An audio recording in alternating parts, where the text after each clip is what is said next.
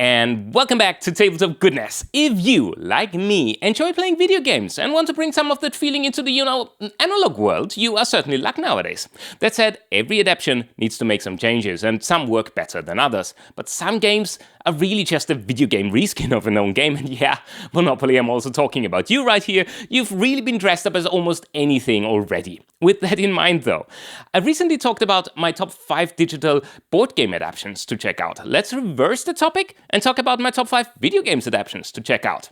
Starting with number 5, Assassin's Creed Brotherhood of Venice.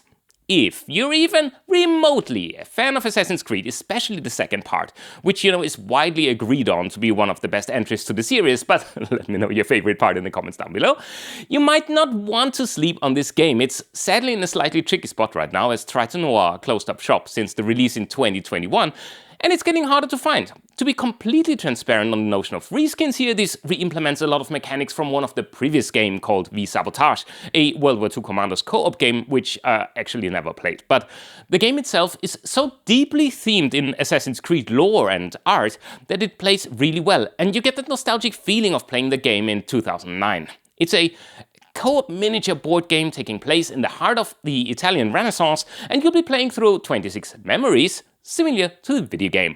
There are secret envelopes, as was kind of customary for games in that era, minis, and over 130 standees that bring the game to life. Number 4.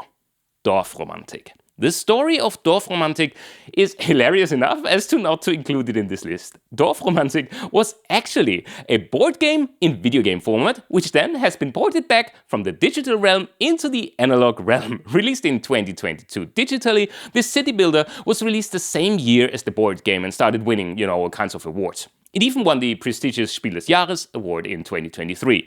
You'll try to achieve tasks by placing tiles and building up a wildly picturesque village scene while having the longest possible long river run through it. It can be played solo, up with to 6 people, and offers varying challenges and unlockable tiles that add flavor and depth to the gameplay. If you want something zen, well, I'd say this is as zen as it gets.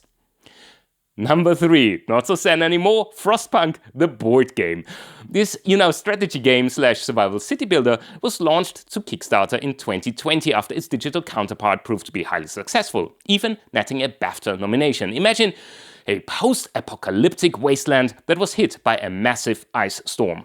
Either just you or up to 4 players will take on the role of leaders of a small colony, making do with the little resources you have to better life for your people. Its dark, broody atmosphere is reminiscent of This War of Mine, which was also adapted by 11 studios, so no big surprise on the quality of execution there.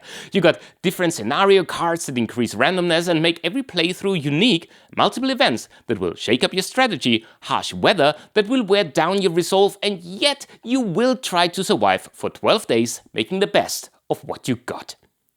Number 2.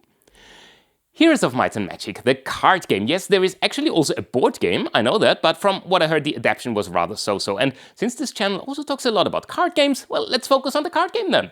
At the time of this video, the Kickstarter still needs fulfilling, but with the recent early access release of Heroes of Might and Magic Olden Era, sitting on a very comfortable, very positive rating on Steam, my hype for HOMM is certainly back in full swing. It's not a one-to-one adaptation in the sense as there is no, traditional exploring where you would run around on a map, but you'll get the units that you love, an engine to build, lots of shiny cardboard, and strategic 1 versus 1 battles.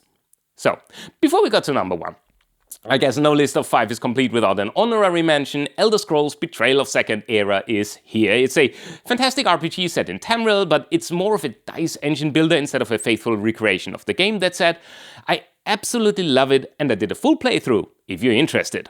And now, my current number 1, Slay the Spire and Downfall. Now, if you love roguelikes, you will surely have come across STS and its expansion Downfall. Very recently, the second installment of STS released digitally as early access, showing how successful a franchise this has become. Slay the Spire has a lot of different mechanics going on under the hood, with lots of variability, but the adaptation is nothing short of stellar. 1 to 4 players will try to conquer the Spire in this co-op deck building game. You will need to upgrade your base deck of cards in order to get stronger and find a viable path through the dungeon, encountering, all kinds of enemies. The Downfall expansion, that was initially a community-driven Steam mod, reverses the roles and lets you play villain characters traversing the Spire down instead of up. If you like roguelikes and maybe, or maybe not, have been disappointed by the, Binding of Isaac board game adaptation, this might totally be your jam. So, there you have it. My top 5 list of video games recreated as board games to check out. But what are some of your favorite video game adaptations though? Anything you can suggest to try out for me? Let me know in the comments down below, and until then, see you next time on Tabletop Goodness.